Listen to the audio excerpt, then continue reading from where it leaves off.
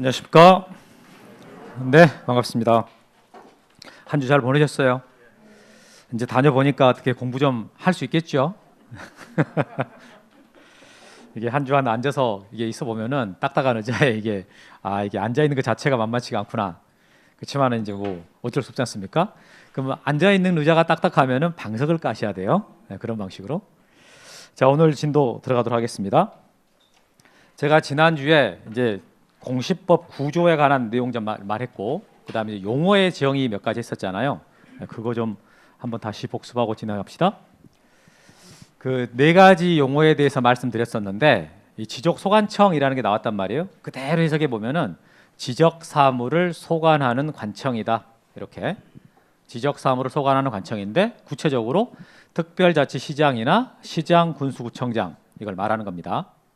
그럼 여기서 이 시장이라고 할 때 시장이라는 것은 구가 없는 시의 시장만을 말한다.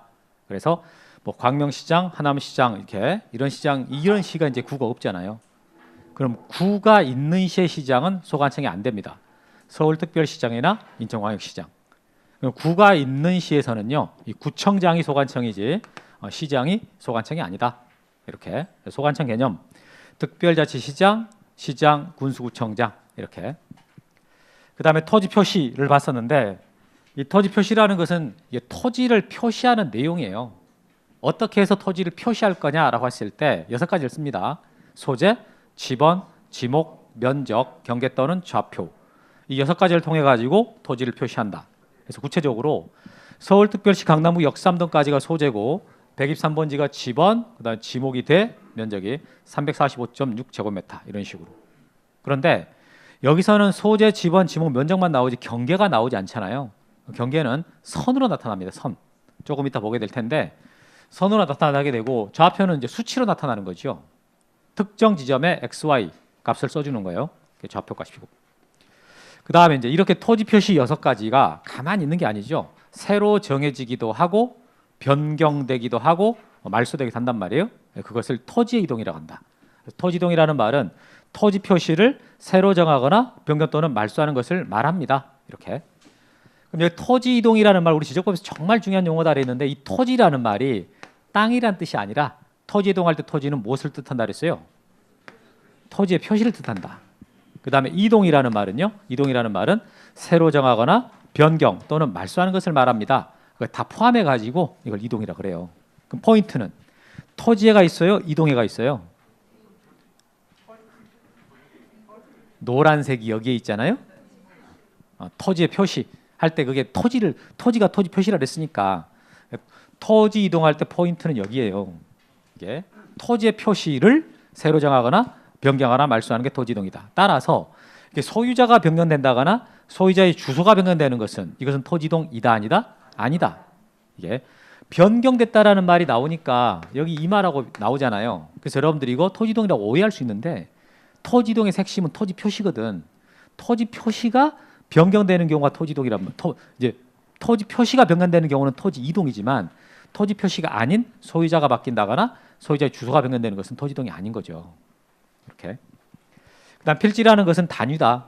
단위인데 이 필지는 크기나 모양과 관계없이 성립합니다. 이런 말 했었잖아요. 그죠? 그래서 이 말이 만약에 어려우면 말이 한 마리 두 마리 그 말이라는 개념으로 한번 비교해 보세요. 이렇게 말했던 거죠.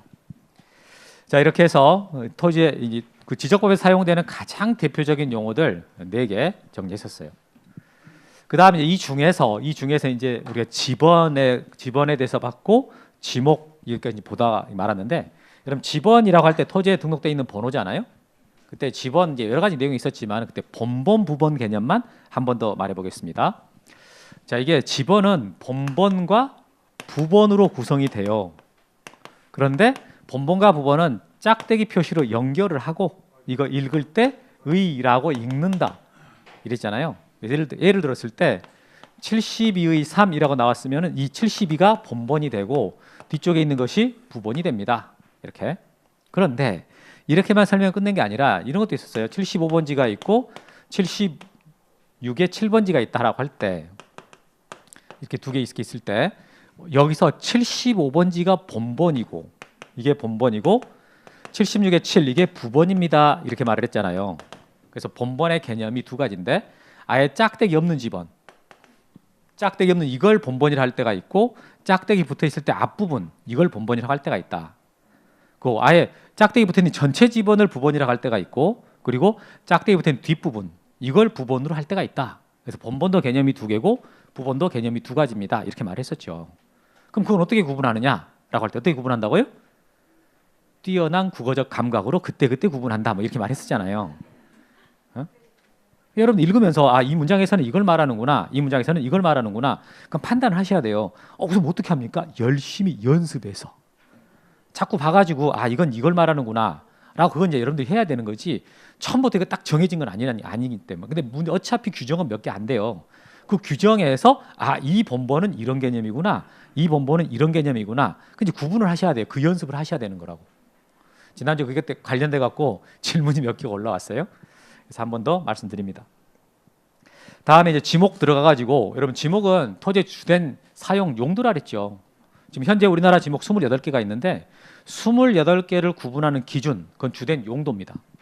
용도에 따라 지목이 나눠져 있는데 그때 이제 그 해당하는 지목 뭐 1번의 전부터 해가지고 28번 잡종지까지 쭉 했었는데 제가 그때 했던 것이 자 361페이지 19번 유지까지 봤던 거죠.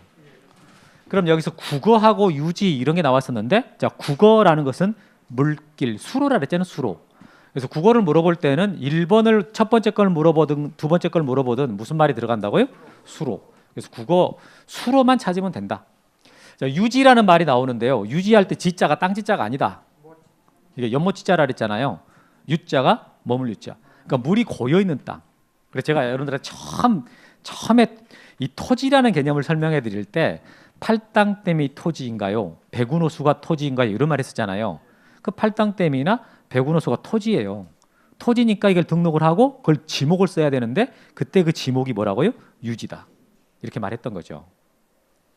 그래서 여기까지 지난주에 본 거고 자 그럼 이제 양어장 들어가도록 하겠습니다. 20번. 여러분 양어장이라는 말을 그대로 말을 해보면 물고기 키우는 장소인지 않습니까? 그럼 이걸 어디서 키워야 되냐라고 했을 때 반드시 육상에서 키워야 돼요. 육상 동그라미 쳐봐요. 그 자리를 만약에 여러분 해상이라고 한번 바꿔보세요. 육상이라고 돼 있잖아요. 해상이라고 바꿔보면은 그럼 어때요? 그럼 X가 되는 거예요. 그러니까 남해안이나 이렇게 보면은 가두리 양식장이 되게 많아요. 바다에. 가두리 양식장에다 그 광어 키우고 우럭 키우고 뭐 전복 키우고 그러지 않습니까? 그것들 지목 뭐예요? 그것들. 없지. 그건 지목이 없어요. 바다니까. 여러분 우리가 지적법에서 말하는 토지라는 것은 최소 개념이 뭐였습니까? 바다가 아닌 부분. 그러니까 바다는 토지가 아니기 때문에 이 자리가 만약에 해상에라고 써져 버리면 틀리는 거예요. 알겠죠? 그럼 그렇게 해서 문제를 냈을까요? 해상에라고 써가지고 출제를 해본 적이 있었을까요? 있었습니다. 나왔었어요 이미. 그럼 그 문제가 나왔을 때 학생들 깜짝 놀래가지고 많이 틀려버렸겠어요? 땡큐 했겠어요? 땡큐 했지. 다 예측해서 이게 했었거든. 양어장의 포인트는 육상이다. 이렇게 하면서 뒤쪽은 그냥 읽으면 돼요. 그다음에 수도용지라는 게 있는데 여러분 수도용지는요 물을 정수하여 공급한다라는 말이 포인트예요. 거기 줄 쳐놓으시고 물을 정수하여 공급한다. 그 다음에 뭐 취수, 저수, 도수, 송수, 배수 이런 말 있잖아요. 크게 신경 안 써도 돼요. 이런 말이 있구나 정도 하면 되는 것이지 수도용지를 물어볼 때 반드시 들어가는 것은요 물을 정수하여 공급한다 이겁니다. 그다음에 공원. 자 일반 공중의 보건, 휴양 및 정서생활에다 줄 쳐보세요. 보건, 휴양 및 정서생활 거기 줄 쳐보시고 이런 시설을 갖춘 토지로서요 국토계획법에 의해서 공원 또는 녹지로 결정고시 됐다. 공원 동그라미, 녹지 동그라미. 여러분 공원 그러면 어때요? 막 긴장되고 뭔가 불편하십니까? 아니면은 편안해지고 왠지 그냥 나른해집니까? 그렇죠? 이게 좀 편안해지고 이런 느낌이지 나 공원만 가면 긴장돼 죽겠다 이건 아니잖아요. 그러니까 거기서 보건, 휴양 및 정서생활 이런 말이 들어가는 거예요. 이게 공원을 특징 지우는 표현이라고. 그런데 2번 봐보니까 자 2번에 거기 도시공원 및 녹지 등에 관한 법률에 따르는 묘지공원이라는 말이 나오거든요. 여러분 자 이따 조금 있다가 27번 지목이 묘지인데 공원도 지목이고 묘지도 지목이란 말이에요. 그럼 묘지공원의 포인트는 묘지예요? 공원이에요? 묘지예요. 여기를 공원이라고 하지 않아. 여러분 처음 만나가지고 데이트하러 갔는데 공원 좀 가봅시다. 여기를 가면 좀 곤란하지요. 중앙공원을 가야지. 센트럴 파크 이렇게. 다음에 그래서 2번 묘지고요. 그다음에 체육용지라는 말이 나오는데 지목 중에 체육용지라는 게 있단 말이에요. 그럼 체육용지라는 게 뭐 하는 것이겠느냐 생각하고 보니까 자 국민의 건강 증진 등을 위하여 체육 활동에 적합한 시설과 형태를 갖춘이라는 말이 나와요. 자 건강 증진 동그라미 쳐주고 이거 그리고 체육 활동에 적합한 시설을 갖춘 뭐 종합운동장, 실내 체육관, 야구장, 골프장, 스키장, 승마장, 경륜장 이런 것들이 이제 체육용지가 된다 뭐 이런 뜻이죠. 근데 여러분 딱 그게 보면은 그래 체육시설이겠구나라고 생각이 들죠, 그죠? 그런데 2번을 봐보면 자 2번 봐볼게요. 체육시설로서 영속성과 독립성이 미흡한 정구장이나 골프 연습장, 실내 수영장, 체육도장 이것 등은 제외한다라고 했거든요. 그럼 그것들은 왜 체육용지가 안 된다입니까? 안 되는 이유. 거기 문장 중에 써 있어요. 그렇지. 체육시설로서 영속성과 독립성이 미흡하다고 돼 있거든. 그러니까 체육용지가 아닌 거예요. 그럼 이런 대표적인 예로 뭐가 있냐면 여러분 그 실내 스포츠센터라고 해가지고요. 그래가지고 지하 1층에는 헬스장이 있고요. 지하 2층하고 지하 3층이 수영장이에요. 그런 거 있죠. 그럼 그런 건물 부지가 지목이 뭐겠냐 저기 말하는 거거든. 이게 실내 수영장이란 말이에요. 그럼 그런 것은 지목이 뭐가 되겠어요? 되죠, 돼. 그 실내 수영장 운영하다가 너무 장사가 안 돼요. 이거 안 되겠다. 찜질방으로 바꿔봐야 되겠다. 그럼 바꿀 수 있잖아요. 그러니까 용속성이 없는 거지. 그래서 이런 거 말하고 있다고 생각하시면 되고, 그럼 여기 있는 것들의 지목이 뭐냐 도대체 몰라 된다. 몰라 된다. 다음에 3번에 자, 유수를 이용한 요트장 및 카누장의 지목은 제외합니다라고 했는데 여러분 유수라는 말이 뜻이 뭐예요? 유수. 흐르는 물. 자, 흐르는 물을 이용해 가지고 카누 타고 요트 탄다 이 말이잖아요. 그럼 보트 타면 안 되냐? 보트 타세요. 고무보트. 그게 더 눈에 잘 들어올 텐데. 래프팅 하는 거, 래프팅 하는 거.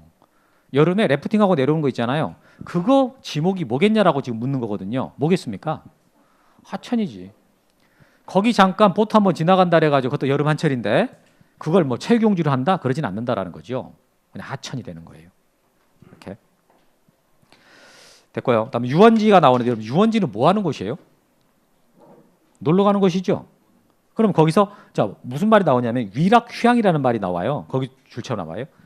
여러분 유원지 그러면 묻는 가장 핵심적인 문구는 위락휴양입니다. 거기 줄치고 그래놓고 뒤에 머리 잔뜩 붙는 거예요. 수영장, 유선장, 낚시터, 어린놀이터, 동물원, 식물원 이런 거 나온다고요. 그런 것들이 유원지다라고 하는데 여러분 읽으면서요. 거기 유원지라고 써진 것들을 야 이거 애워야 되나 보다 이런 생각 듭니까? 애울 생각 없으세요? 그럼 안 외우고 어떻게 하려고요? 어떻게 하면 나름 해보려고? 맞아요. 이거 크게 안 외워도 돼. 유원지를 물어볼 때 반드시 묻는 것은 앞에 있는 위락휴양입니다. 위락휴양을 쓰고 뒤에 말이 붙는 거예요. 그러면 유원지를 찍으면 돼요. 에듀윌 유료 회원만의 고객 밀착해요. 아 뭐였지 이거? 어떡하지? 자, 제가 도와드릴게요. 누구세요? 저 애들 학습 매니저인데요. 이거 좀. 네. 자, 일로 오세요. 자, 언제든 필요하시면 연락 주세요. 언제든지요? 언제든지. 감사합니다. 밀착 케어 받아가며 합격하는 혜택. 오직 에듀윌 유료 회원에게만. 에듀윌. 아들, 엄마 그런 거 아니야. 공부하시죠. 네. 체육용지 마찬가지. 방금 위에 거 체육용지 많이 써 있었잖아요. 그런 거 일일이 외울 필요 없어요. 그렇게 문제 낸 적 한 번도 없거든. 이렇게 한 번도 없어요. 다음에 2번. 나 유원지에서 2번 안 물어봅니다. 유원지에서 2번 안 물어보니까 몰라도 상관없고 넘기시고. 종교용지. 여러분 종교용지 그러면 딱 그려지는 종교가 뭐가 있어요? 기독교, 불교, 천주교 뭐 이런 거잖아요. 그죠? 그럼 유교는 그려지나요? 유교? 읽어보세요. 거기 보시면 자 일반 공적 종교 의식을 위해서 예배, 법요, 설교, 제사 등을 하기 위한 교회, 사찰, 향교 이런 건축물 부지가 종교용지다라고 나오잖아요.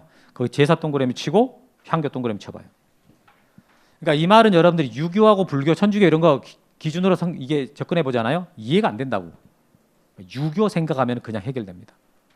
이거 유교 딱 떠올리는 순간 향교가 해결이 돼요. 이렇게. 그래서 종교용지에 이런 것이 있고 근데는 종교용지가 시험에 잘 안 나와요. 잘 안 내더라고. 괜히 내봤다가 말 나올 것 같으니까 아예 안 내버리는 것 같아. 사적지. 여러분 사적지라다 그러면은 딱 머릿속에 머릿속이 아니라 이 문구에서 가장 핵심은요. 문화재로 지정되니. 이게 유적 고적 기념물 오래됐다 그래가지고 사적지가 되는 게 아니라 반드시 문화재로 지정이 돼야 돼. 문화재로 지정된 그게 포인트인 거예요. 그래서 그게 사적지고, 근데 2번 봐보니까 다만 학교용지나 공원, 종교용지 등 다른 지목된 토지에 있는 유적 고적 기념물 이것 등은 제외한다고. 그럼 거기서 나오는 말 중에 자 핵심은 다른 지목으로 된 토지예요. 다른 지목으로 된 토지 거기 줄 쳐요. 여러분 우리나라 문화재들 많은 것들이 절 안에가 있죠. 그렇잖아요. 절에 문화재가 되게 많잖아요. 그럼 이게 절이에요. 절인데 자 절에 이렇게 이 절 자체가 이제 문화재가 된 건 아니니까 절 자체가 문화재가 아니라 절 안에 있는 탑, 이 탑이 문화재란 말이에요. 이 탑. 그러면 이 탑 부지의 지목이 뭐겠냐라고 지금 묻는 거예요. 그럼 탑 부지의 지목은 이게 종교용지가 되겠어요? 사적지가 되겠어요? 종교용지가 돼버려요. 이 부분을 따로 필지로 안 만나요. 탑 부지를 따로 필지로 만든 게 아니고 그냥 이게 절 안에 포함시켜 버리기 때문에요. 이 전체가 그냥 종교용지가 되는 거지 이 부분만 따로 사적지로 하지 않는다라는 겁니다. 말 이해하겠어요? 이게 그렇게 이해하시면 돼요. 그래서 그 2번에서 핵심은 다른 지목으로 된 토지 여기입니다. 다음 묘지. 묘지라는 말이 있는데 사람의 시체나 유골이 매장된 토지다. 그럼 여러분 이렇게 돼 있으면 다 묘지인가? 여러분 혹시 시골에서 오신 분들이라 그러면은 자기 고향 가보면은 밭이나 산에 보면 이게 산소 많잖아요. 그죠? 그 산소 있는 그거 밭 한쪽에다가 산소 만들어 놨거든. 할아버지 묘소. 그럼 그거 어떻게? 그거 묘지겠어요? 아니겠어요? 여러분 생각해. 그럼 그거 뭐겠어요? 그걸 여러분 봐보세요.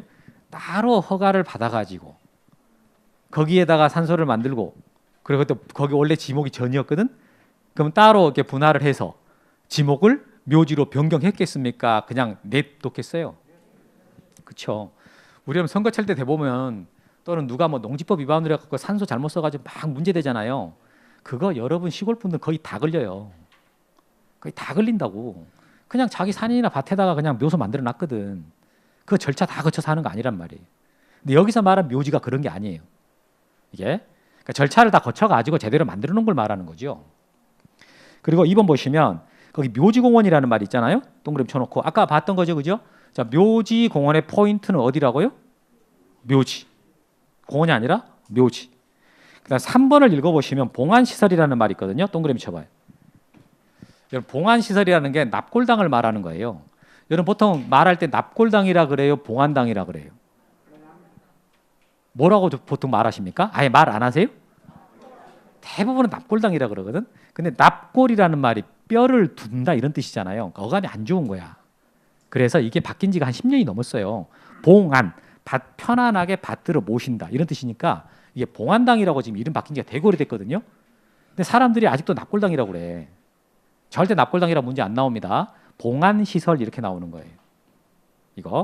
이게 지목이 묘지다. 4번 다만 묘지의 관리를 위한 건축물 부지 이것은 지목을 대로해라. 이렇게 이게 뭘 말하겠습니까? 이 관리사무소 말하겠죠, 그죠? 관리동, 공원묘지 관리동을 말한다고요. 그럼 여기 좀 봐보세요. 자, 이렇게 묘소가 있는 부분 있잖아요. 묘소가 있는 부분은 여기는 지목이 뭐가 되고요? 묘지가 되고 관리동이 있는 쪽에는 이제 지목일 대라고 한다 그 말이잖아요. 왜 달라질까요? 그냥 웃자고 한 소리 너무 긴장하지 말고 이쪽에 계신 분들은 다 이렇게 누워 계시잖아요. 그럼 이쪽에 계신 분들은 다 어떻게 계셔? 서 있거나 앉아 있거나 이렇게 자세가 서쪽 다르잖아요. 그래서 이쪽은 묘지, 이쪽은 대 이런 식으로 나눠서 봐라. 이런 식으로. 자, 이렇게 27가지가 이제 묘지까지 정리가 됐고 마지막에 잡종지라는 지목으로 와요. 잡종지. 근데 여러분 쭉 지목을 지금 들어보니까 이거 뭐 전혀 기억이 안 날 것 같습니까? 기억이 날지도 모를 것 같아요? 기억이 날지도 모르는 게 아니라 납니다. 이게 처음에 이렇게 막 하고 넘어간 것 같아도요. 여러분들이 분명히 액센트가 있거든. 이게 포인트가 있어요. 그러니까 그거 위주로 하시면 돼. 다 외우려 그러면 진짜 안 외워지거든요. 그렇게 안 하는 거예요. 지목은 문제를 그렇게 안 내요. 이거. 자, 잡종지 봐보시면은 자 이제 이 27가지 왜 나머지 생각하면 되는데 일단 갈대밭이 나왔어요. 여러분 갈대밭 딱 그러면 딱 그려지는 게 산이 그려져요? 물가가 그려져요? 이게 여러분 갈대하고 오해하고 있는 게 그 산에 있는 게 억새예요. 갈대가 아니고. 그 억새를 그래요. 그건 갈대라고 하지 않아. 그러니까 이 갈대밭은 물가에 만들어지는 거예요. 그 물가에 만들어지는 게 하나의 필지로서 갈대밭이 있을 때 하나의 필지가 만들어진다면 그 필지의 지목을 뭘로 하라고요? 잡종지로 해라 그 말이에요. 이게. 그 다음에 실외 물건을 쌓아두는 곳 이게 이제 야적장이지 않습니까? 야적장 지목이 잡종지고 그 다음에 야외시장 공동을 몰라도 됩니다. 그 다음에 돌 캐내는 곳, 흙 파내는 곳 이렇게 나오는 거 있잖아요. 여러분 채석장을 말하거든. 채석장. 자, 채석장 지목이 뭐라고요? 잡종지다. 채석장의 지목이 잡종지다. 뭐 그런 말이고. 그다음 3번에 변전소, 송신소, 수신소 줄쳐 보세요. 보통 전기 전파 시설. 전기 전파 시설 이런 것들을 지목을 뭘로 하라고요? 잡종지로 해라. 이렇게. 그다음 뭐 송유 시설 됐고. 그다음에 4번에 봐 보니까 여객 자동차 터미널, 자동차 운전학원 및 폐차장 등 자동차 관련된 시설물들. 이런 것들이 지목이 잡종지예요. 그러니까 보통 우리 자동차 관련 시설물들이 대부분 다 잡종지인데 딱 자동차 관련 시설 중에서 잡종지가 아닌 게 하나가 있어요. 그게 주차장입니다. 주차장만 따로 만들어지고요. 나머지 자동차 관련 시설물들은 싹 다 뭘로 보라고요? 잡종지. 이렇게 묶어버리면 돼요. 그런데 밑에 보면은 자 공항시설 및 항만시설이라고 나왔잖아요. 공항시설, 항만시설 어디를 말하는지 알겠죠, 그죠? 그래서 여러분들 그 4번하고 5번 이걸 묶어가지고 제가 자 배 타고 비행기 타고 버스 타고 이렇게 말하는 거라고. 배 타고 비행기 타고 버스 타고 이런 데는 전부 다 뭘로 보라고요? 잡종지. 그런데 기차 타는 데 있죠. 역사. 기차 타는 데만 따로 지목을 철동지라고 따로 분류해놨어요. 근데 기차 타는 데 말고 나머지 배 타고 비행기 타고 버스 타고 하는 데 있잖아요. 전부 다 뭘로 보라고요? 잡종지로 지금 보고 있다고. 그다음에 6번은 딱 봐도 잡종지 같아요. 느낌이 그래. 그다음에 7번 그 밖에 다른 지목에 속하지 않는다. 그러니까 기타. 보통 잡종지라고 했을 때 느낌이 기타 이런 느낌 있잖아요. 그죠? 다른 지목에 속하지 않는 기타의 것들이 전부 다 어디로 들어간다고요? 잡종지.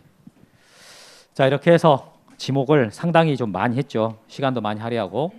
그래서 여러분 지목을 이게 쭉 좀 빠르게 진행했는데 지목은 다시 말하지만 외우려고 처음에 보잖아요. 그럼 안 외워집니다.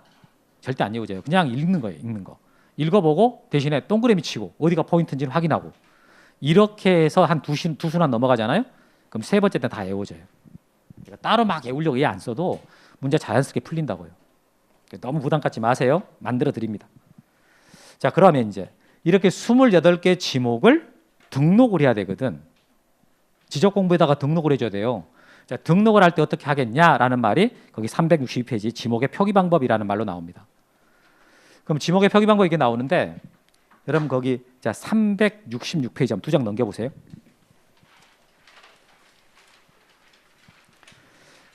자, 두 장 넘겨보시니까 거기 토지대장이 나오거든요. 토지대장 366페이지 확인했어요? 자, 토지대장 페이지는 왼쪽 끝 여기 좀 봐보세요, 여러분. 우리 책의 페이지가 여기하고 여기가 써 있는 거예요. 어? 그리고 왼쪽이 짝수 페이지, 오른쪽이 홀수 페이지예요. 이렇게. 그럼 366페이지 봐보시면 여기 왼쪽 끝을 보면 되는 거예요. 그래서 봐보니까 토지대장이 있는데 여러분 토지대장에 지목 쓰는 부분이 있어요. 왼쪽 부분에. 확인했어요? 거기 토지대장에다 지목을 쓰게 돼 있는데 봐보면 그때 한 글자를 썼어요? 다 썼어요? 참고로 지목은 원래 그 대는 원래 한 글자예요. 지목 28개 중에 8번째가 지목이 되거든요. 그 대는 원래 한 글자라고. 그러면 토지대장에다가 지목을 쓸 때는 어떻게 다 쓰는 거예요? 한 글자만 쓰는 거예요. 만약에 철도용지다 그러면 여기다가는 어떻게 써야 돼요? 철도용지라고 다 쓰는 거예요. 토지대장에다가 쓸 때는 어떻게 쓰라고요? 다 쓴다고. 정식 명칭을 다 쓴다고 그래요. 주유소용지다 그럼 여기다 주유소용지라고 쓰는 거라고요. 알아들었어요? 그럼 하나 더 넘겨봐요. 368페이지. 자, 368페이지를 봐보시면 지적도가 나오거든. 한 장만 더 넘기면 됩니다. 그럼 거기 봐보면 지적도가 나와 있죠. 13대, 14창 이렇게 써진 거 있죠. 확인했나요? 그 14번지 지목이 뭐란 뜻입니까? 14번지. 창고용지란 뜻이에요. 지목 중에 창고용지라고 있었죠. 그럼 이때 머리 글자 따서 쓰는 거라고. 여기는 왜 여러분 지적도에다가나 임야도에다 지목을 쓸 때는 왜 지목을 다 안 쓰고 한 글자만 따서 쓸까요? 복잡하니까 칸도 좁고. 오른쪽 봐보세요. 오른쪽 필지 되게 많이 그려져 있잖아요. 근데 여기다가 만약 지목을 다 써봐요. 지금 지저분하다고. 그러니까 한 글자만 따서 쓰는 거라고요. 해서 자 다시 돌아와가지고 362페이지. 자, 지목의 표기 방법이라고 말을 할 때 거기 봐보면 1번에 자, 지목을 토지대장 및 임야대장에 등록할 때는 정식 명칭으로 등록한다라는 말 줄치고 그 정식 명칭에다가 동그라미 치세요. 그러니까 만약에 지목이 공장용지다 그러면 공장용지라고 다 쓰란 소리예요. 그 다음에 그 2번 봐보니까 반면 지적도 및 임야도에 등록할 때는요 부호로 표기합니다라는 말이 있습니까? 줄치고 부호 동그라미. 지금 362페이지 하고 있어요. 자, 칠판 봐보시고. 그러니까 토지대장하고 임야대장에 등록할 때는 정식 명칭을 다 쓴단 말이에요. 그러니까 예를 들어가지고 주유소용지다. 그러면 주유소용지라고 다 쓴다는 소리예요. 그다음에 주차장이다. 그러면 주차장에다 다 쓴다는 소리거든. 자, 그런데 도면에다가 쓸 때, 지적도나 임야도에다가 지목을 쓸 때 있지 않습니까? 그때는 다 쓰는 게 아니라 부호를 쓴다 그래요. 부호. 부호라는 말을 쓰거든. 그럼 당연히 우리가 생각할 때 상식적으로 한 글자를 따서 쓸 때는 머리 글자를 따서 쓸 거 아니에요. 근데 머리 글자를 못 따고 쓰는 것들이 있거든. 그럼 왜 그러냐 보면 여러분 주유소용지라는 지목이 있었잖아요. 그럼 주를 쓴단 말이에요. 근데 지목 중에는 주차장도 있어요. 그러니까 머리 글자 같은 거예요. 같으니까 뭘 쓸 수밖에 없어요? 차를 쓰는 거지. 그다음에 공을 써요. 근데 지목 중에 공장용지가 있잖아요. 그래서 어쩔 수 없이 장을 쓰는 것이고. 다음에 유지가 있었거든. 유지가 뜻이 뭐였어요? 유지의 뜻. 물이 고여있는 땅, 댐이나 저수지, 호수 이런 것들, 이런 게 지목이 유지였죠. 이거 유자 쓰거든요. 그럼 유원지가 또 유로 시작하는데 이건 유자 쓰면 안 되죠. 그러니까. 그래서 뭘 쓰라고요? 원. 그래서 이 세 개는 머리 글자가 같기 때문에 어쩔 수 없이 두 번째 글자를 따는 거고. 그럼 학교용지가 학을 쓰거든요. 근데 하천은 이거 같지 않거든요. 같지 않은데 천을 쓴단 말이에요. 왜 그러냐? 자, 하라고 이렇게 썼다고 쳐보세요. 하 이렇게. 하라고 썼다 하천을. 근데 이것만 붙여버리면요. 학으로 바뀌어버린다고. 너무 쉽게 변조가 돼. 그러니까 사람들이 바꿀 생각도 없었다가 이걸 보면서 한번 고쳐볼까나? 이런 생각할까 봐. 애초부터 그냥 그런 마음도 먹지 말게. 두 번째 글자 천으로 쓴다. 이런 식으로. 그래서 28개 지목 중에서 두 번째 글자를 쓰는 거 있지 않습니까? 그게 차장천원이에요. 차장천원. 이 차가 이거 여러분 여기 써진 차장천원은 두 번째 글자를 말하는 거예요. 머리 글자가 아니고. 차가 뭐 말해요? 주차장. 장은 공장용지. 천은 하천. 원은 유원지. 근데 이게 이제 장이 두 번째 글자에 목장용지도 있잖아요. 그러니까 이 장을 혹시 목장용지 아닐까라고 꼬신단 말이에요.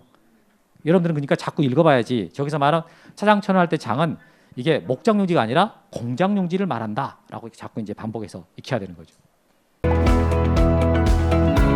직장 다니면서 시험 합격하기가 쉽지 않아요. 혼자 공부하면 물어볼 데도 없고 에듀윌 유료 회원은 평일 야간에도 심지어 주말에도 밀착 관리를 해주니까 의지가 많이 됐어요. 에듀윌은 합격의 지름길입니다. 이런 거 여러분 시험에 나올 것 같아요? 잘 나옵니다. 지적법은 별걸 다 내. 그래서 지금 봤던 게 지목 28가지를 이제 지적 공부에 등록을 할 때 대장에 등록할 때는 정식 명칭을 다 써서 등록하지만 지적 도면에 등록할 때는 이제 한 글자만 따서 쓴다. 24개는 머리 글자를 따지만 4개만 두 번째 글자를 따는데 그 4개가 무엇이고 왜 두 번째 글자를 따는지를 설명해 드렸습니다. 암기할 때는 차장천원 이렇게 하시면 돼요. 자, 이렇게 해서 지목 패스. 그럼 이제 경계 가봅시다. 여러분 우리가 지금 뭘 하고 있는 거냐면 자, 토지의 표시가 뭐뭐 있었어요? 말해봐요. 토지의 표시.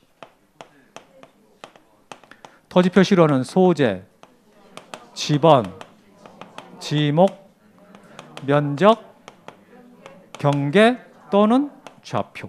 이렇게. 그럼 소재라는 것은 행정구역 명칭이다 보니까 특별히 할 게 없어요. 서울특별시 동작구 대방동까지예요. 여기서 할 게 없고 이제 지번 이거 받고 지목 봤어요. 그럼 이제 이게 경계 나오는 거죠. 이거.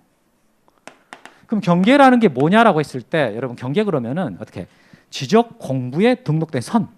이 등록된 선을 말할까? 내가 실제로 쳐놓은 담을 말할까? 어때요? 지적 공부에 있는 선을 말하겠습니까? 내가 쳐놓은 담을 말하겠어요? 요걸 말하는 거죠. 당연히 이걸 말하는 거예요. 그러면 지적 공부에 등록된 선하고 내가 쳐놓은 담하고는 어떻게 해야 되겠어요? 일치돼야 되겠죠. 일치. 요게 그런데 만약에 이것과 이것이 불일치하다면은 이제 일치시킬 할 때요. 기준을 이 선을 기준으로 하겠어요? 담을 기준으로 하겠어요? 이미 동그라미 쳐놔버렸어. 선을 기준으로. 이게 이 필지의 소유 상태를 나타내고 있는 거예요. 법적으로 내 소유권에 미치는 범위를 이 선을 통해서 나타내고 있는 것이고 점유 상태라는 거, 이 담쳐놓은 거 있잖아요. 이건 점유 상태를 나타내고 있는 거거든. 사실상 내가 지배하는데. 그럼 당연히 선과 이 소유 상태와 점유 상태가 다를 때는 어떤 것을 기준으로 해야 되겠다고요? 법의 소유력이 있는 이걸 기준으로 하는 거지. 그래서 이걸 기준으로 이 담을 고쳐주는 거예요. 그런 식으로. 그래서 우리 법에서 말하는 경계라는 게 뭐냐 봅시다. 필지별로 경계점들을 직선으로 연결하여 지적 공부에 등록한 선을 말한다. 줄쳐놓으시고. 지금 여러분들이 읽었던 말 중에서 가장 핵심적인 표현은요. 선입니다. 선 동그라미. 그 지적 공부에 등록된 선이라 그랬잖아요. 거기서 말하는 그 지적 공부라는 게 조금 이따 보게 되는 지적도 임야도를 말해요. 지적도 임야도. 합쳐갖고 지적 도면이라 그러는데 지적 도면을 말한다. 지적 도면에 있는 선. 이렇게. 자, 근데 칠판 좀 봐볼게요. 여러분 땅이 이렇게 생겼어요. 이렇게 생긴 땅이면 땅 모양이 뭐 나쁘지는 않은 것 같은데 그렇게 둥그렇게 생겼단 말이에요. 이것을 이제 지적도에다가 등록을 해. 등록을 할 때 실제 이 땅 모양 그대로 등록하지 않아요. 이렇게 등록하지 않고 이 땅에다가 이렇게 직선을 그어요. 직선. 이렇게 직선을 그어가지고 실제로 도면에 등록이 될 때는요. 둥그렇게 되는 게 아니라 다 직선으로 됩니다. 그래서 방금 여러분 읽었을 때 뭐라고 돼 있어요? 경계점들을 어떻게 연결하라 그랬어요? 직선으로. 그럼 넘겨보세요. 아까 우리 도면 한번 보고 봅시다. 거기 368페이지 한번 봐보세요. 368페이지. 거기 밑에 지적도 있잖아요. 그죠? 그럼 지적도 그 선 봐보니까 선들이 다 어떻게 돼 있어요? 반듯반듯하죠? 이거 딱 봐도 시골 땅 같지 않습니까? 시골 땅인데 이렇게 반듯하다? 그럴 리가 없거든. 근데 제도할 때 도면에 제도할 때는 경계점들을 어떻게 연결하기 때문에요? 직선으로. 그렇기 때문에 이 도면에다가는요 선으로 쫙쫙 나오는 거예요. 직선으로. 알겠죠? 자, 돌아와가지고 363페이지. 이제 방금 우리 법에서 말하는 경계라는 것은 지적 공부에 등록된 선을 말한다 그랬는데 여러분들이 만약에 내가 땅을 소유한다면 내 땅에다가요 경계 표시를 하겠죠. 당연히 할 거 아니에요. 그럼 내가 내 땅이 여기까지다라고 경계 표시를 어떻게 하실 생각입니까? 거기다가 담을 쳐놓거나 펜스를 쳐놓거나 아니 돌을 갖다 놓거나 아니면 나무를 심어놓거나 뭔가를 표시할 거란 말이에요. 그게 법에가 규정에 있어. 봐보면은 거기에 자 이번에 지상경계 결정이라는 말이 나오고요. 지상경계 위치 표시라는 말이 있는데 자, 토지의 지상경계는 둑, 담장이나 그 밖의 구역의 목표가 될 만한 구조물 및 경계점 표지 등으로 구분합니다라는 말이 나와요. 그러니까 여기 이 문장을 읽으면 이게 너무 당연한 소리거든. 내가 내 땅에다가 지상경계 표시할 때 당연히 둑을 쌓아놓거나 담을 쌓아놓거나 이럴 거란 말이에요. 그럼 여러분들이 만약에 담을 쌓았다라고 했을 때요. 담을 쌓았다 했을 때 그럼 담 쳐진 데까지가 내 소유권이 미칠 거 아니에요. 그죠? 그렇겠죠. 그죠? 그러면 이게 내 땅이다 그래가지고 측량 같은 걸 할 때 그럴 때 어디를 기준으로 해가지고 그러면 내 땅의 범위를 말할 거 있느냐? 내가 지금 이렇게 땅이 이렇게 있어. A 땅, B 땅이 있는데 이게 지금 이건 내 소, 이건 남소이란 말이에요. 그럼 여기에 지금 담이 쳐 있어요. 그럼 담 어디까지가 내 땅이겠어요? 왼쪽, 오른쪽, 가운데. 아 여기요?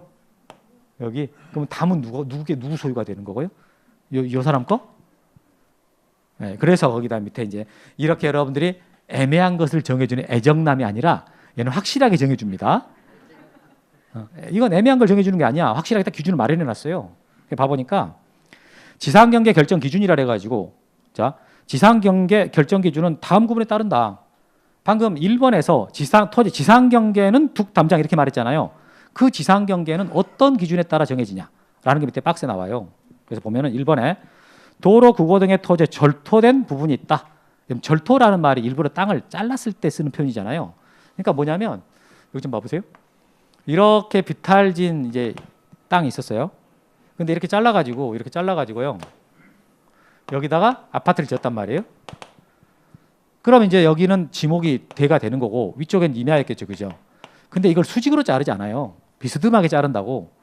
그럼 여기 부분, 이 부분의 소유권이요, 임야 쪽에 들어가는가, 대 쪽에 들어가는가 그 말이에요. 이게 어느 쪽에 포함시켜서 땅의 경계를 정해야 되겠냐라고 할 때 어디다가 포함시키라고요? 이게 절토됐을 때 경계를 상단부로 잡으라고 돼 있잖아요. 상단부. 상단부라고 돼 있잖아요. 그럼 여기를 경계하라는 소리, 여기를. 그럼 여기가 경계가 된다라는 말은 이렇게 해가지고 여기까지 이 절토된 부분 있잖아요. 이 경사면의 소유권은 어디에 미친다고요? 아래쪽, 대쪽으로 포함시킵니다. 이런 뜻이에요. 이렇게 해서 경계를 잡아줘라. 두 번째 거, 연접되는 토지 간에 넘나이 차이가 없다 그랬거든요. 그럼 넘나이 차이가 없다 그랬다면 평평하다는 소리잖아요. 평평하다는 그 토지가 만약 구조물이 있다, 이렇게 A 땅, B 땅이 있다면, 그러면 이 두 필지의 경계를 정할 때는 어디를 기준으로 정하라고요? 중앙으로 해라. 이 구조물의 중앙을 기준으로 해가지고 똑같이 하라 그 말이에요. 예. 그렇게 해서 경계를 잡아줘라. 다음에 세 번째 거, 연접되는 토지 간에 넘나이 차이가 있다 그랬거든. 자, 넘나이 차이가 있다. 그럼 뭐예요? 이렇게 언덕 같은 땅이 있다는 소리예요. A 땅 있고 B 땅이 있는데, 자, 이 언덕 부분이거든. 언덕 부분의 소유권은 A가 갖느냐 B가 갖느냐.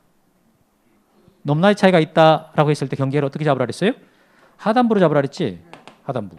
그 말은 여기가 이 부분은 비소유가 된다. 이런 말이 되는 거죠. 그래서 지상 경계 정할 때 기준이 상중하예요. 상중하.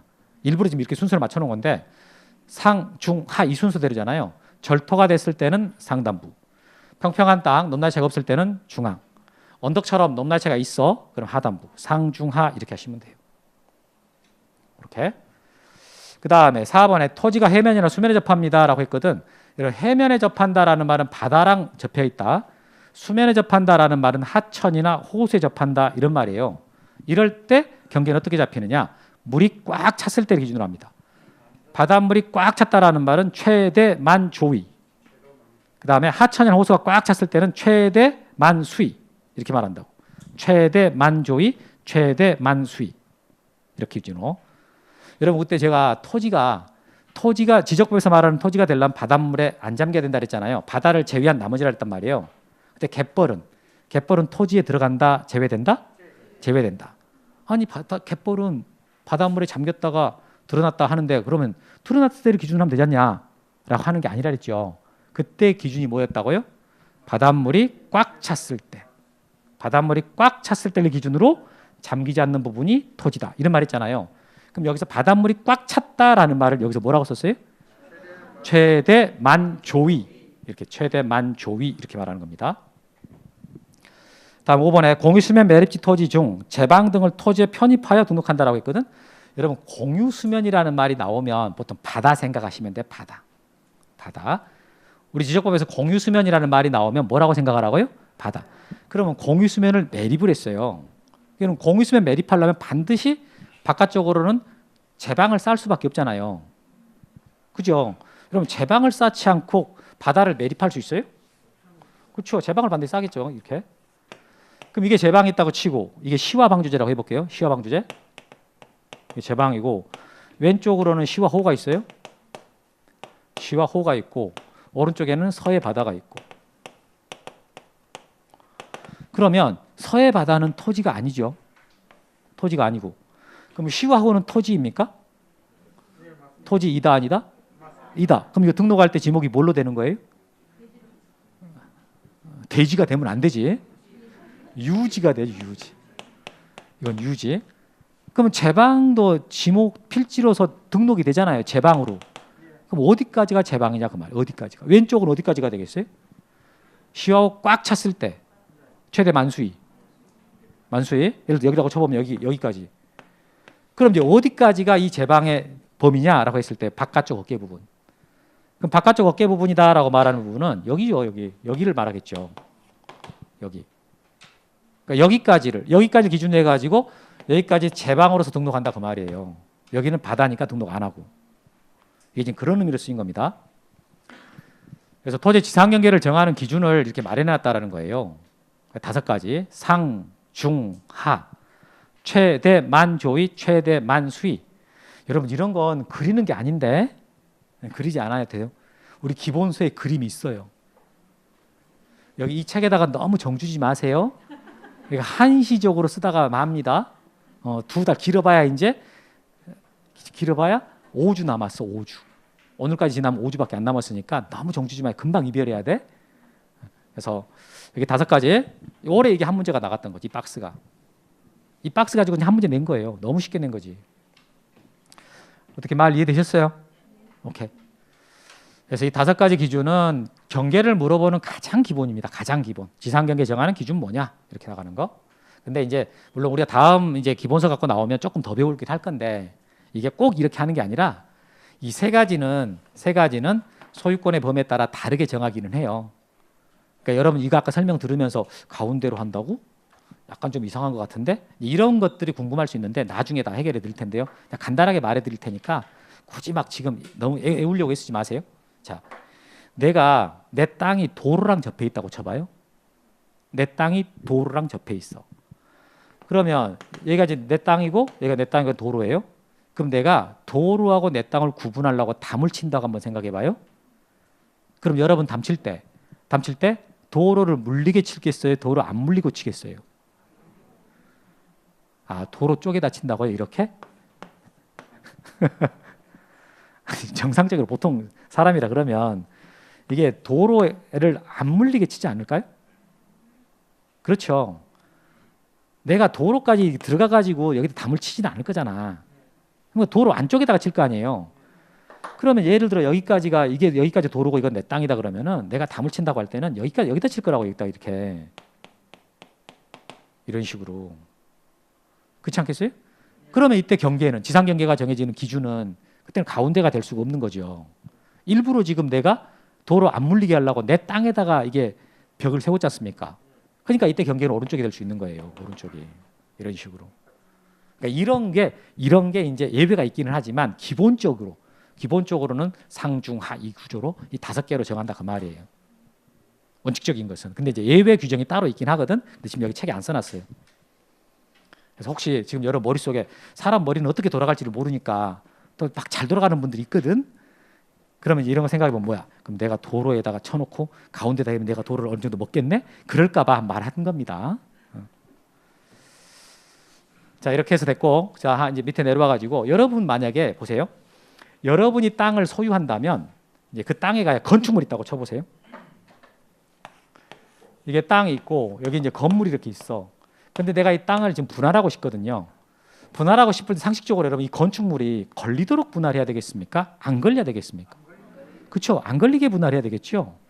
그럼 안 걸리게 이렇게 분할하는 건 가능하다라는 거죠.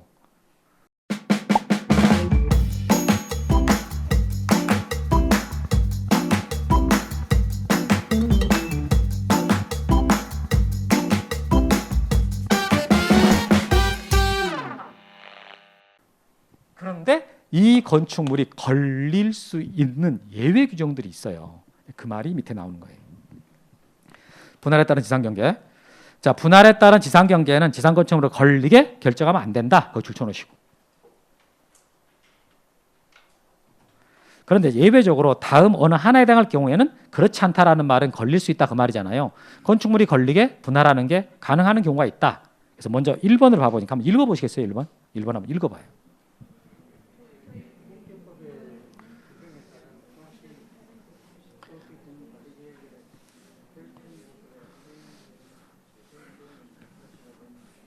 읽어보세요라고 했을 때 낭독 안 해도 됩니다. 혼자 쭉 눈으로 읽어도 돼요. 그럼 거기 1번에서 지금 핵심적인 부분은 둘째 줄 도시, 군, 관리객선에 따라 토지 분할하는 경우다예요. 줄 한번 쳐보세요. 거기 줄 한번 쳐보시고 두 번째 봐보니까 도시개발 사업이란 말이 나오거든요. 거기 줄 쳐봐요. 도시개발 사업의 사업 시행자가 사업지구 경계 결정하기 위해서 분할한단 말이 있어요. 다음 세 번째 봐보니까 공공사업 줄 쳐보시고 공공사항들에 따라서 뭐 학교용지나 도로, 철도용지 이런 지목들, 이런 지목의 토지를 취득하기 위해서 분할한다 이런 말이 있거든. 그 세 가지 읽어보니까 느낌이 오지요. 공통점이 뭐 같아요? 어떤 공적 사업이죠, 그죠? 이제 공적 사업을 할 때 그때 이제 예외적으로 건축물을 걸리게 허용해 주는구나 이런 걸 알 수 있고, 네 번째 거 법원에 확정 판결이 있다랬거든요. 이게 서로 당사자끼리 예를 들어 소유자가 두 명이에요. 공유 토지라고. 공유 토지인데 서로 분할해서 합의해서 분할하면 되는데 합의가 안 돼. 합의가 안 되면 소송해가지고 이 공유물 분할해 주세요라고 할 수 있거든. 그걸 뭐 공유물 분할 소송이라 그럽니다. 쓰지 마요. 그걸 뭐 무슨 소송이라 그런다고요? 공유물 분할 소송. 나중에 등기법 들어가면은 공유물 분할 판결 이런 말을 듣게 돼요. 그 공유물 분할 판결에 따라 가지고 이게 분할할 수 있거든요. 그럴 때 이제 어쩔 수 없으니까 이렇게 걸릴 수도 있게 판결이 나올 수 있다라는 거죠. 그래서 법원의 확정 판결에 따라 분할할 때 이런 식으로.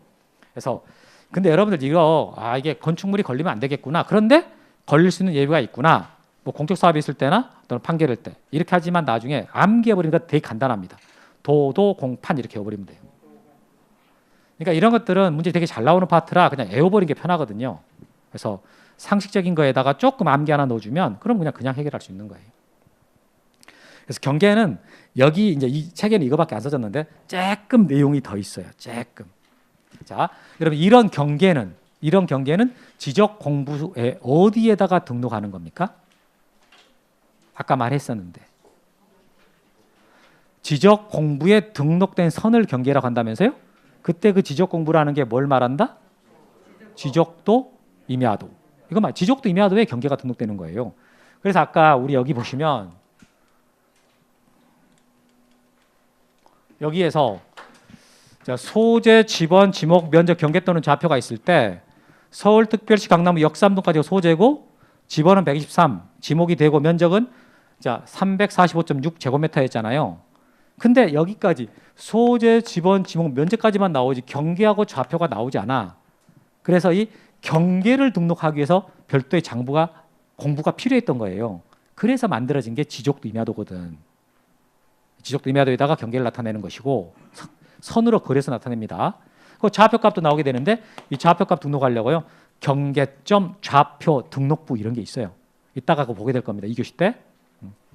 자, 이렇게 해서 경계 패스 넘어가시고 다음에 364페이지 면적으로 가볼게요.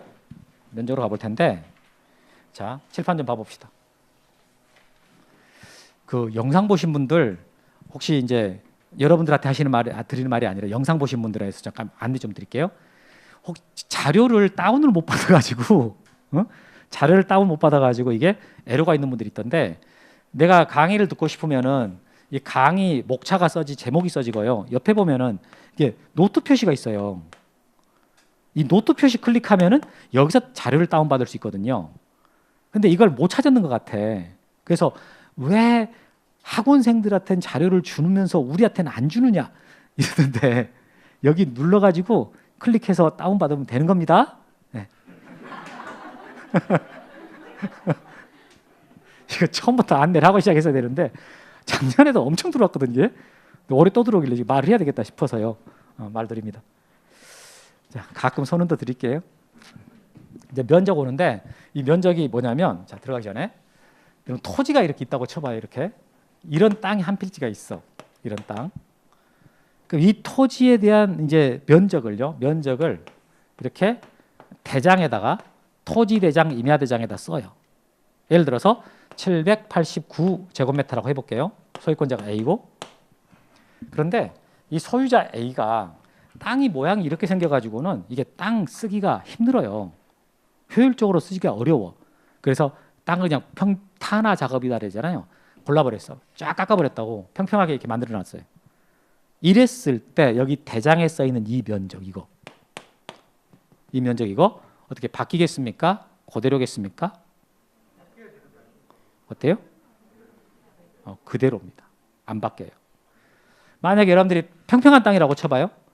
평평한 토지인데 이제 면적이 써놨단 말이에요. 근데 이번 여기 건물 올리려고 한 30층짜리 건물 올리려고 그러거든요. 그럼 지하로 엄청 팠어요. 지하 한 8m, 아니 지하 한 5층 깊이로 팠단 말이에요. 이랬을 때 이 토지 면적이 그대로겠어요? 바뀌겠어요? 어떨 것 같아요? 그대로예요. 그럼 여기다 위에다 땅을 쌓았어요. 흙을 덮어가지고 올렸어요. 이렇게. 그럼 토지 면적 늘어납니까? 아니죠. 그러니까 이게 애초부터 이 필지에 수평 면적 있죠. 수평 면적. 이 수평 면적을 여기다 등록을 하기 때문에 아무리 땅을 깎거나 파더라도요. 이 토지의 면적은 그대로입니다. 바뀌질 않아. 근데 우리가 생각할 때 이게 이렇게 이런 땅을 깎아버리면 표면적은 줄을 거 아니에요. 그렇죠, 그죠? 그러니까 여기 대장에서 면적이 바뀌지 않을까라고 이제 오해할 수 있지만은 애초부터 대장에다 쓰는 면적은 어떤 면적이다 보니까 수평 면적. 그러니까 아무리 땅을 깎거나 파도 바뀌는 게 없다. 자, 책 보세요. 지적 공부에 등록한 필지의 수평면상의 넓이를 말합니다. 이런 말이 나와요. 수평면상의 넓이. 거기 수평면상의 넓이에다가 동그라미 쳐놓으세요. 네. 여러분 이런 말들은 그동안에 알고 있었던 거 아니죠? 아, 느낌으로 알고 있었어요? 훌륭한 느낌입니다. 자, 그 다음에 자, 칠판 좀 봐봅시다. 여러분 이게 지적도거든요. 지금 이게 지적도인데 이게 직사각형 토지라고 치고 이게 지금 지적도 예를 들어 1200분의 1 축척을 갖고 있는 땅인데 이게 직사각형이라고 치고요. 예를 들어 도면에서 이게 한 6cm 되고 이게 한 4cm 된다. 그럼 이 토지 면적 얼마다라고 계산할 수 있습니까? 여러분한테 안 시킬게요. 기술자들이 기계를 가지고 저거 계산할 수 있냐 그 말이에요. 할 수? 있어요. 이렇게 이 도면 있죠. 도면. 이 지적도라고 치고 이 도면에 등록되어 있는 경계 있잖아요. 이 경계에서 면적을 계산해낼 수 있다고. 당연하겠죠. 그죠? 그 다음에 이거 좌표거든요. 이게 XY 좌표인데 이거 1번 A좌표, B좌표, C좌표, D좌표 좌표값이 주어졌어요. 이 좌표값 주어지고 여기서 면적 계산해봐라. 그럼 할 수 있습니까 여러분? 아니 할 수 있겠습니까? 여러분한테 하는 게 아니라 할 수 있겠냐고. 이거 보면서 어렸을 때 중학교 다닐 때 별로 안 좋은 추억이 있죠. 나 저거 나올 때마다 골치 아팠다 저거 이러면서 이거 여러분 되게 간단. 오른쪽에서 왼쪽 빼주면 X축 거리가 나오니까 5에서 1 빼니까 4 나오고 위에서 아래 거 빼주면 그럼 Y축 거리 나오잖아요. 3에서 1 빼주면 이게 2 나온다고요. 2. 그럼 4 곱하기 2 하니까 8 나오는 거 아니에요? 이렇게 좌표값을 주어주면 면적이 구해진다고요. 그러니까 제가 말하고 싶은 것은 이걸 계산하라 이게 뜻이 아니고 이 토지에 대한 토지 표시에서 경계하고 좌표가 있다 그랬잖아요. 경계하고 좌표가 주어지면 거기서 면적을 계산해낼 수가 있어요. 그걸 보고 면적 측정한다 그러는 거예요. 경계나 좌표가 주어지면 거기서 면적을 계산할 수 있는데 지금 여기서 말한 거 이 경계에서 이 좌표에서 면적 계산했지 않습니까? 그런 것을 이제 그 단계를 거쳐가지고 대장에다가 면적이 얼마다라고 써지는 거예요. 그래서 거기 책 봐보시면 자 이어가지고 일반적인 경우는 자 지적도나 임야도 경계에서 면적을 측정하여 그 수처리 거쳐 토지대장 임야대장에 등록하고 자 줄 쳐보세요. 거기 지적도나 임야도의 경계에서 면적을 측정하여까지 줄 쳐보세요. 그래서 경계 동그라미 쳐봐요. 경계 바로 밑에 줄 경계점 좌표 등록가 갖춰진 지역은 좌표에 의해 면적을 측정한 후 거기까지 줄 쳐보세요. 그 좌표 동그라미 쳐봐요. 그 수처리 절차를 거쳐서 토지대장에 등록합니다. 뭐 이런 말이 나오거든. 자, 면적은 여러분 어디에서 계산을 하는 거라고요? 경계나 좌표에서. 경계가 정해지거나 좌표가 정해지면 거기서 면적을 계산해내는 거예요. 그런데 이런 계산된 면적 있잖아요. 계산된 면적을 바로 얼마입니다 라고 써버리는 게 아니야. 바로 써버리는 게 아니라 자릿수 맞추는 작업을 해야 돼. 자릿수. 요것만 말하고 쉴게요. 자릿수 맞추는 작업을 해야 되는데 우리 앞에서 이거 있었거든. 여기 좀 봐보세요. 제가 토지를 표시할 때 지금 이게 두 개를 썼지 않습니까? 근데 역삼동 토지는 이렇게 345.6제곱미터라고 썼고요. 그다음 도평리 토지는 1234제곱미터 이렇게 썼어요. 자릿수가 다르죠. 여기는 1의 자리까지 썼고 여기는 소수 첫째 자리까지 썼지 않습니까? 우리나라 대장에다가 면적을 등록할 때는 자릿수가 두 가지예요. 1의 자리까지 쓰거나 소수 첫째 자리까지 쓰거나 둘 중에 하나 선택해서 해야 되는데 그럼 뭐에 따라 달라지느냐? 그 지역의 지적도의 축척이에요. 그 해당 필지를 지적도로 제작할 때 축척 얼마로 썼느냐 이거에 따라 가지고 축척이 달라지거든요. 그럼 여러분 생각해 축척이 어느 쪽이 더 자세하게 나와야 된다는 뜻이에요. 소수 자리까지 등록할 때가 더 자세하게 나오겠죠. 그러니까 보통 이런 지역의 축척은요 500분의 1이나 600분의 1을 사용하게 돼요. 근데 이런 지역의 축척은 이게 일반적이거든요. 일반 지역에서는 1200분의 1 이렇게 뭐 6000분의 1 이렇게 나오게 돼. 그러면 여러분 500분의 1하고요 6000분의 1하고요 어떤 게 더 자세하게 나타내 주는 겁니까? 어떤 게 더 많이 줄인 거예요? 6000분의 1이 훨씬 더 많이 줄인 거죠. 여러분 2분의 제가 1 사이즈예요. 지금 제 키가 1이야 1. 그럼 저를 절반으로 줄였다고 쳐봐요. 2분의 1로 줄였어. 2분의 1 보입니까? 보이죠? 작음에도 보이긴 할 거 아니에요? 200분의 1로 줄였어요. 보이나요? 아직 보이겠지. 200분의 1인데. 어? 좀 많이 줄였어요. 뭐야 이것도 사람이야? 쉽지만 그래도 보일 거 아니에요? 2000분의 1로 줄였어요. 그럼 어떻게 돼요? 이거 뭐 점인가? 뭐가 움직인데? 이렇게 될 거라는 거지. 이게 훨씬 더 많이 줄인 거예요. 이게 훨씬. 분모가 커질수록 많이 줄인 거란 말이에요. 그러니까 이렇게 덜 줄인 것이 더 자세하게 나타난 겁니다. 그러니까 500분의 1하고 600분의 1 이게 제일 자세하게 나타나는 축척이에요. 축척들 중에서. 그래서 이런 지역에서는 소수 자리까지 등록을 하게 되고요. 그 다음에 이제 일반 지역에서는 1자리까지 등록을 하게 됩니다. 그래서 이제 이것은 쉬었다가 밑에 축척에 따라 자릿수가 정해지기 때문에 이제 그거 언급하면서 면접 진행하겠습니다. 쉬었다 할게요.